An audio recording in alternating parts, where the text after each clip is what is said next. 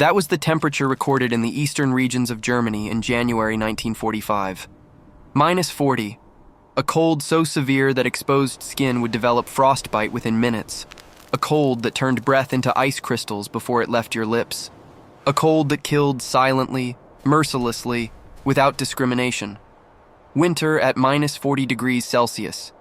And in that frozen hell, millions of German civilians were about to face the final total collapse of the Third Reich. This is not a story about soldiers. This is not a story about battles or military strategy. This is the story of ordinary people who woke up one morning to discover that everything they had ever known was crumbling around them, and the only thing standing between them and death was their own desperate will to survive. Margarete Vogel was 53 years old when the world ended. She had been a seamstress in Königsberg, East Prussia, for over 30 years. Her small shop on Lindenstrasse had survived the Great Depression, the rise of the Nazi Party, and 5 years of total war. She had lost her husband Heinrich to a heart attack in 1941. She lived alone now, in a small apartment above her shop, surrounded by bolts of fabric she could no longer sell and memories she could no longer escape. On the morning of January 12, 1945, Margarete woke to the sound of distant thunder. But it was not thunder. It was artillery, Soviet artillery. And it was getting closer. For months, the Nazi authorities had told them not to worry. The Wehrmacht would hold the line. The Eastern Front was impregnable. Anyone who suggested otherwise was a defeatist, a traitor, subject to arrest or worse. And so the people of Königsberg had stayed. They had believed, they had trusted.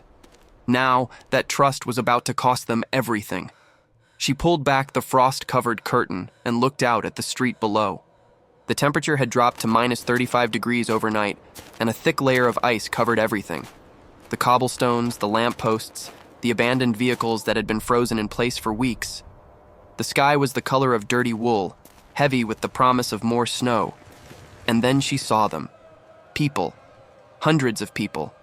Thousands of people. Streaming down Lindenstrasse in a river of desperation. They pushed carts piled high with belongings. They dragged elderly relatives on makeshift sleds. Their faces were masks of exhaustion and terror, their breath rising in white clouds that hung in the frozen air like ghosts. The refugees had arrived, and with them came the terrible truth that Margarete had been refusing to accept for months. The Eastern Front had collapsed. The Soviet Red Army was advancing at a speed no one had thought possible, and Königsberg was about to become a death trap. Margarete dressed quickly, her fingers trembling from cold and fear. She pulled on layer after layer and wrapped a scarf around her head and face, leaving only her eyes exposed. And still, she could feel the cold seeping through, finding every gap, every weakness. She descended the narrow staircase to her shop and opened the front door. The cold hit her like a physical blow, stealing the breath from her lungs. "Frau Vogel." The voice came from across the street. It was Ernst Brenner, her neighbor for 20 years. He was a retired schoolteacher, 71 years old with a bad hip and worse eyesight. "Herr Brenner, what is happening?" "The Soviets," he shouted. "They broke through at the Vistula. They're saying the army is in full retreat. They're saying we have to evacuate. Everyone. The whole city." Margarete felt her heart stop. Evacuate? Evacuate to where? This was her home. This had always been her home. Her mother was buried in the cemetery on Kranzer Alley. Her wedding dress was still hanging in the closet upstairs. Everything she was, everything she had ever been, was contained within these streets. But the refugees kept coming, wave after wave of them, their faces telling stories of horror that words could never capture. "I'm not going," Herr Brenner said, his voice trembling. "I'm too old. I'll only slow everyone down. I'll stay here and take my chances." "Don't be foolish," Margarete said. "Come with me. We'll figure something out together." Around noon, there was a knock at the door. Margarete opened it to find Ingrid Hoffmann, a woman in her early 40s who worked as a nurse at the municipal hospital. "Frau Vogel," she said breathlessly, "the hospital is being evacuated. They're leaving people behind. People who can't walk, people who need constant care. It's complete chaos. No one is in charge anymore. The Gauleiter fled last night." "The coast? Is that where everyone is going?" Ingrid nodded. "The ports. Pillau, Danzig, Gotenhafen. They're saying the Navy is sending ships to evacuate people by sea. It's the only way out now. Margaret absorbed this information with growing dread. The Baltic coast was over 40 kilometers away. In these conditions, it might as well be 1,000 kilometers. "I'm going," Ingrid said. "Will you come with me?" That night, Margaret could not sleep. She lay in her bed listening to the sounds of the city dying around her, the distant boom of artillery, the wail of sirens, and underneath it all, the wind howling through the streets, driving the temperature down and down. At some point after midnight, she heard a knocking at the front door of the shop below, weak and irregular. "Who's there?" she called through the door. Please help us." Against her better judgment, Margaret opened the door.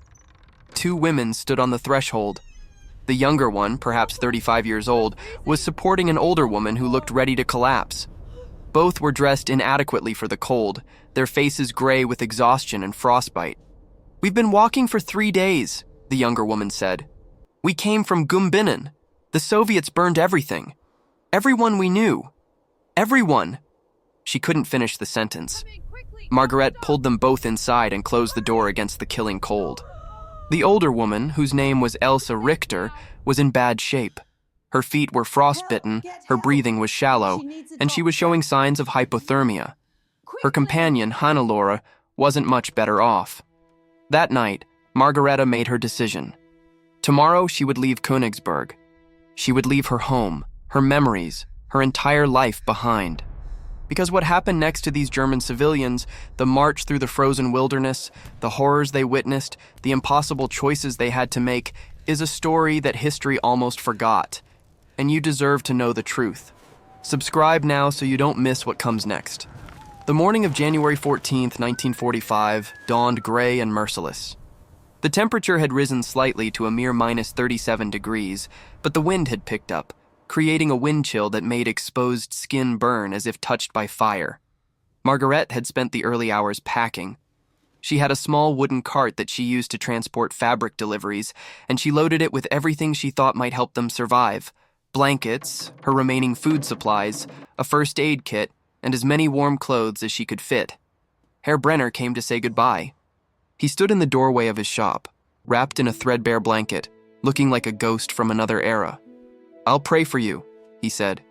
"And I'll pray for you," Margaret replied. They embraced awkwardly, both knowing they would never see each other again. She never learned what happened to Ernst Brenner. When the Soviets finally took Königsberg 3 months later, after a brutal siege that reduced the city to rubble, the survivors numbered in the thousands where once there had been hundreds of thousands. Some stories have no endings. Some questions have no answers. That is the nature of war. Margareta, Ingrid, Hannelore, and Frau Richter joined the stream of refugees heading northwest toward the coast. Within an hour, they had merged into a column of thousands, all moving in the same direction, all driven by the same desperate hope. The road was chaos. Military vehicles pushed through the crowds, forcing civilians into the ditches. Horse-drawn carts overturned in the ice, spilling their contents across the road and creating obstacles that slowed everyone down. Bodies lay by the side of the road, frozen solid, some of them in positions that suggested they had simply sat down to rest and never gotten up again. The smell was something Margaret would never forget. The sharp tang of frozen flesh, the acrid smoke from burning villages in the distance, the animal stench of thousands of unwashed bodies packed together on a frozen road. It was the smell of civilization collapsing. Frau Richter could barely walk. Her frostbitten feet had swollen overnight, and every step was agony. Hannelore supported her on one side, while Margaret pulled the cart with their supplies. Ingrid moved up and down the column, using her nursing skills to help whoever she could. By noon, they had covered perhaps 8 kilometers.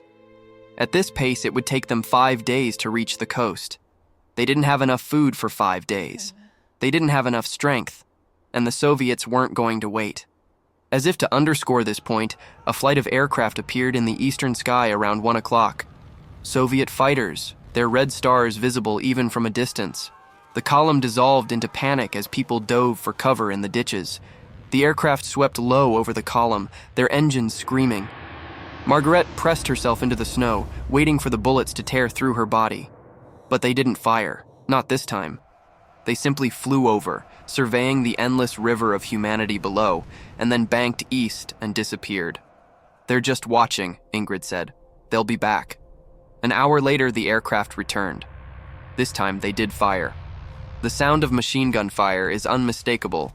It has a rhythm, a cadence, like a terrible drum beating out the tempo of death. Margaretti heard it before she saw the results. A staccato burst followed by screams that cut through the howl of the wind. She threw herself into a ditch, pulling the others down with her. The aircraft made 3 passes. Each time the guns roared, and each time more screams joined the chorus of terror. Then they were gone. The road was a scene from a nightmare. Bodies lay scattered across the ice. Wounded people writhed and moaned. A cart had been hit directly, its contents strewn across the road like confetti. Ingrid immediately went to work, moving from victim to victim, triaging with brutal efficiency. This one could be saved. This one could not. This one was already dead. They lost 2 hours to the attack. When they finally started walking again, the sun was already setting. "We need to find shelter," Ingrid said. "If we're still on the road when night falls, we won't survive." Just after sunset, they came upon a small farm that seemed abandoned. The farmhouse was a burned-out shell, but the barn was still standing. Inside, they found perhaps 30 other refugees, huddled together for warmth. There was no fire, but the collective body heat raised the temperature to something almost bearable. Frau Richter was in bad shape. Her breathing had become labored, and her skin had taken on a grayish tinge. Ingrid examined the older woman and pulled Margaret aside. Her feet. The frostbite has progressed to gangrene. Without treatment, she has maybe 2 days. The second day was worse than the first. The temperature dropped even further. Some said it reached -45 degrees. The wind came from the northeast, carrying fine particles of ice that stung exposed skin like thousands of tiny needles. Frau Richter could no longer walk at all. They fashioned a makeshift sled and pulled her behind them.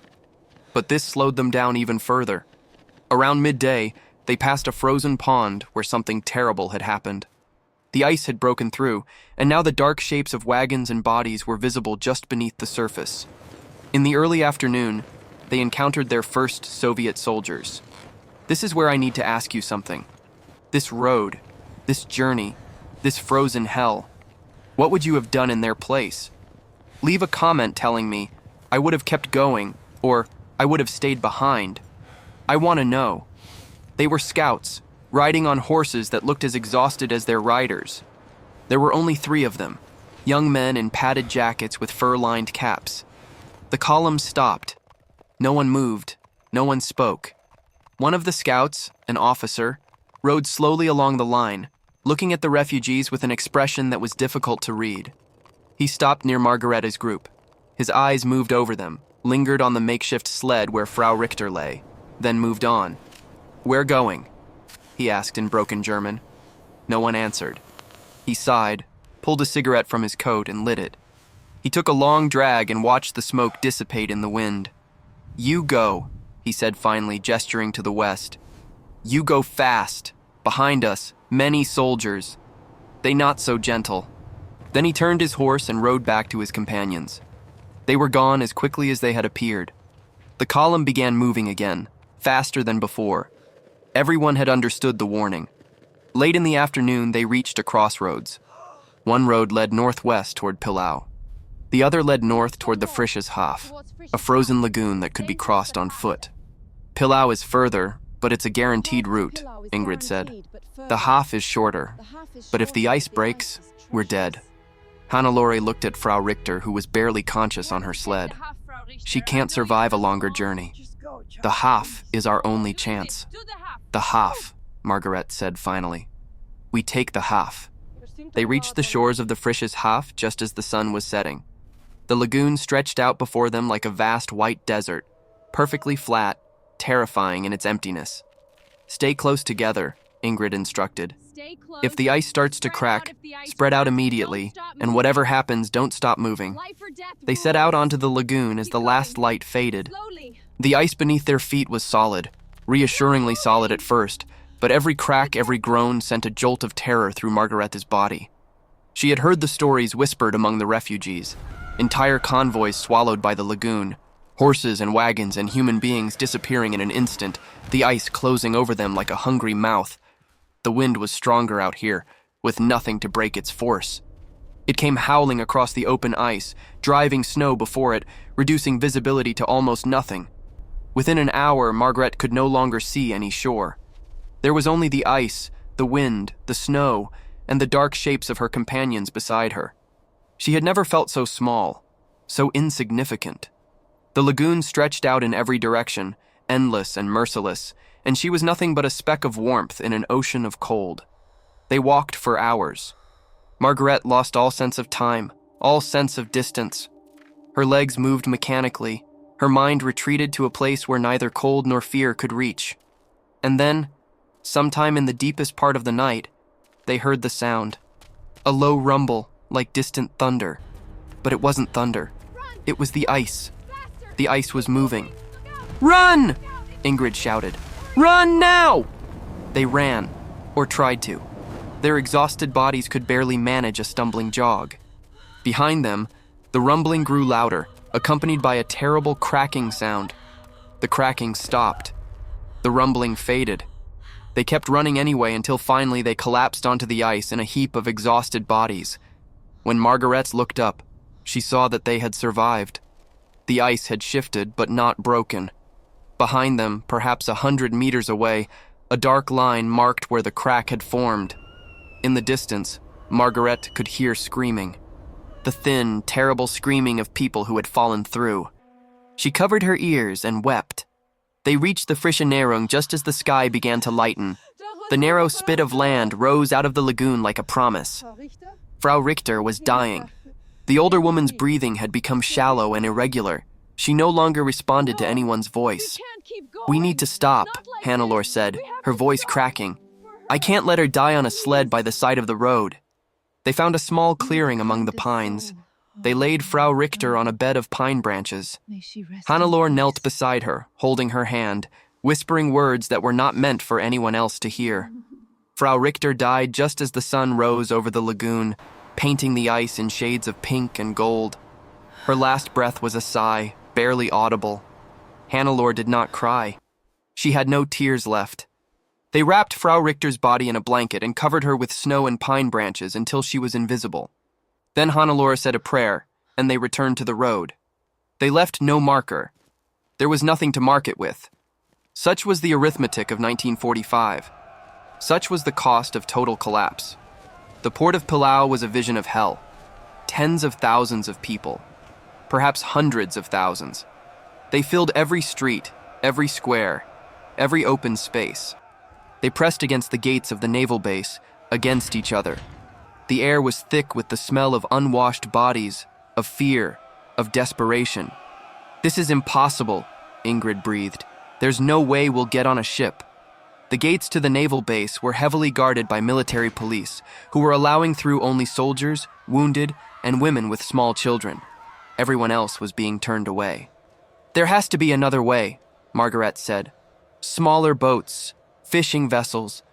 "The old harbor," Hannelore said, "on the eastern side of town. That's where the fishing fleet used to dock." The eastern harbor was smaller, but no less crowded. Thousands of people were clustered around the handful of fishing boats that remained, begging, pleading, offering anything of value for a spot. Margaret pushed her way to the front of one cluster and found herself face to face with a man who looked like he hadn't slept in days. He was about 60 years old, with a weathered face. "Captain?" she asked. He nodded. "What do you want?" "Passage for 3 of us. We can pay." He laughed bitterly. "Pay? With what? Money is worthless." "Then what do you want?" He looked at Ingrid's nurse uniform. "You're a nurse?" Ingrid stepped forward.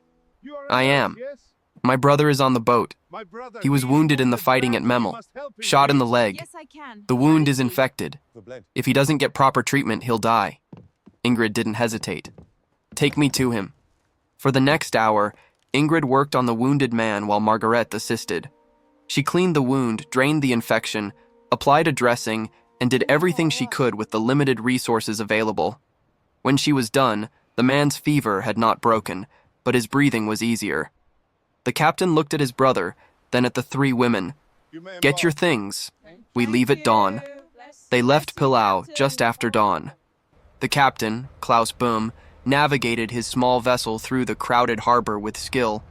The Baltic Sea in January was a nightmare of ice and wind and towering waves. Captain Böhm's boat was not designed for open sea travel, and within an hour, everyone except the captain was violently seasick. But they were moving. They were escaping. The journey that should have taken 8 hours took nearly 20. They reached Gottenhafen late in the evening. The port was even more chaotic than Pillau. "This is where I leave you," Captain Böhm said. "From here, you're on your own." Margaret clasped his hand. "Thank you for everything. You saved my brother's life. I saved yours. We're even." He paused. "Try for the Wilhelm Gustloff. It's the biggest ship in the harbor." The Wilhelm Gustloff was a monster of a ship, over 200 meters long. It had been a cruise liner before the war, a symbol of the Nazi regime's promise of leisure and prosperity for the common worker. Now it was painted in gray camouflage, pressed into service as a floating refugee camp, and it was already full. More than full. Refugees were packed onto every deck, crammed into every cabin, filling every corridor and stairwell until there was literally no room left to stand. The official capacity was around 1,800 passengers. The actual number on board was closer to 10,000. "We'll never get on," Hannelore said. "We have to try," Margaret replied. They pushed their way through the throng. By some miracle, they reached a gangway just as a military policeman was preparing to close it. "Please," Margaret begged. "There are 3 of us. Just 3. The policeman, young and afraid, looked at them. Something in his face softened. "Go," he said quietly. Quickly. They scrambled up the gangway. They had made it. If this story is touching your heart, hit that like button and share it with someone who needs to hear it. These stories of human endurance deserve to be remembered. They found a spot in a corridor on the lower deck, wedged between other refugees. It was cramped, uncomfortable, and bitterly cold. But it was shelter. They were safe. Or so they thought. The ship began to move just after 9 o'clock on January 30th, 1945. Margaret felt the engines rumble to life beneath her feet and allowed herself a moment of hope. They were leaving. They were going west, to safety. She closed her eyes and tried to sleep. The first torpedo hit at 9:16 p.m. Margaret would never forget that moment. The sound first, a tremendous boom that seemed to shake the entire ship. Then the motion, the ship lurching to one side. And then the lights went out. For a moment, there was silence. And then the chaos began. People screaming, crying, praying. People pushing, shoving, trampling each other. The sound of rushing water from somewhere below. The ship listing further and further to port. "Stay together," Margaret shouted, grabbing the others. "Whatever happens, stay together." They joined the flood of humanity pushing toward the stairs. The emergency lights flickered on briefly, casting everything in a hellish red glow, then died again. Another torpedo hit, and another. The ship groaned like a wounded animal. After what felt like hours, they emerged onto the upper deck. The ship was listing at nearly 45 degrees now, its port side already touching the water. Lifeboats were being lowered, but there weren't nearly enough. People were jumping into the sea, preferring the quick death of hypothermia to drowning inside the ship. "The boats!" Ingrid shouted. "We have to get to the boats!" They half ran, half slid across the tilting deck toward the nearest lifeboat. It was already full, but the sailors were hesitating. "Jump!" Margaret yelled. "When it hits the water, jump!" The lifeboat splashed down. The 3 women leaped from the deck, hitting the water with a shock that drove all the air from their lungs. Cold. Cold beyond anything Margaret had ever experienced. Cold that stopped her heart, paralyzed her muscles. "Here! Over here!" Hands grabbed her, pulled her through the water, hauled her over the side of the lifeboat. Hannelore was beside her. Ingrid was beside her. They had made it. Behind them, the Wilhelm Gustloff continued its descent. It took only 70 minutes for the entire ship to disappear beneath the waves, taking with it over 9,000 souls, the single largest maritime disaster in human history. Margaret watched it sink. She watched the stern rise into the air and then plunge downward, She watched the lights flicker one last time and then go dark forever. She heard the screams of those still on board, those who had not made it to the lifeboats, those who were now being dragged down into the frozen depths. The screams lasted for what felt like an eternity, and then, one by one, they stopped. The cold water claimed them, silencing their voices forever. And then there was silence. Just the wind, the waves, and the sound of her own ragged breathing. The sound of survival. In that moment, Margaret understood something that would stay with her for the rest of her life. Survival is not a triumph. It is a burden. To live when so many others died, to breathe when 9,000 souls were drowning beneath the waves, that was not victory. It was a weight she would carry forever. They drifted in the lifeboat for 4 hours before being picked up by a German torpedo boat. By then, half the people in the boat were dead, frozen solid. Margaret survived. Hannelore survived. Ingrid survived. They huddled together, sharing what little body heat they had left. The torpedo boat took them to Kiel, where they were taken to a makeshift hospital set up in a school gymnasium. Margaret lost 2 toes on her left foot to frostbite. Hannelore lost the tip of 1 finger. Ingrid emerged relatively unscathed. They spent 3 weeks in Kiel, recovering, healing, trying to come to terms with what they had survived. In late February, they were evacuated to a refugee camp in Schleswig-Holstein near the Danish border. Hannelore found work as a translator. Ingrid returned to nursing. And Margaret did what she had always done. She sewed, she mended, she created something useful from scraps and remnants. In May 1945, the war ended. The nightmare that had consumed Europe for 6 years was finally over. Margaret registered her name with the Red Cross, along with the names of everyone she was searching for. She did not expect answers. So many millions were dead or missing. The years passed. Margaret stayed in Hamburg, where she had been living since the end of the war. She rebuilt her life slowly, 1 stitch at a time. She opened a small seamstress shop, nothing like the one she had owned in Königsberg, but enough to survive. Enough to have a purpose. She never spoke of the Wilhelm Gustloff. Not to her neighbors, not to her customers, not to anyone. The memory was too heavy, too dark, too filled with the screams of the drowning. Some things cannot be put into words. Some horrors can only be carried in silence. Hannelore eventually married a fellow refugee, a man who had lost his entire family in the bombing of Dresden. They understood each other's silences. They knew that some wounds never heal. They only become part of who you are. Ingrid continued nursing until her retirement. She never married. She said once that she had seen too much death to bring new life into the world. The Wilhelm Gustloff was never raised from the seabed. It lies there still, in the cold waters of the Baltic Sea, a tomb for the over 9,000 souls who perished on that terrible night. And the story of the German civilians who fled the advance of the Red Army, the greatest refugee crisis in European history, was largely forgotten, overshadowed by the larger narrative of the war. But they existed, they suffered, they survived, and their stories deserve to be remembered. Because in the end, that is all any of us leave behind. Our stories, our memories, the echoes of who we were, preserved in the hearts of those who loved us. Margareta Vogel lived to be 84 years old. On her bedside table, until the day she died, she kept a single photograph. Her shop on Lindenstrasse in Königsberg, taken in the summer of 1938 when the world was still whole. She never went back. There was nothing to go back to. Königsberg had been renamed Kaliningrad and was now part of the Soviet Union. The streets she had walked, the buildings she had known, the life she had lived, all of it had been erased. But in her memory, it remained perfect, unchanging, eternal. Winter at -40 degrees Celsius. That was the temperature when the world ended. And that was the temperature when somehow, against all odds, life began again.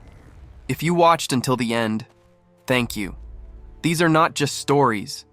They are pieces of history that shaped the world we live in today. Confira se já é inscrito neste canal.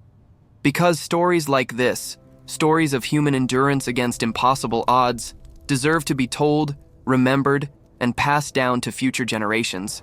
If you watched until here, it's because you connected with this story. Leave a comment saying, "I watched until the end," so I can know you and see who really appreciates the stories on this channel. Hit that like button if this moved you. Share this video with someone who needs a reminder of what human beings can endure and overcome.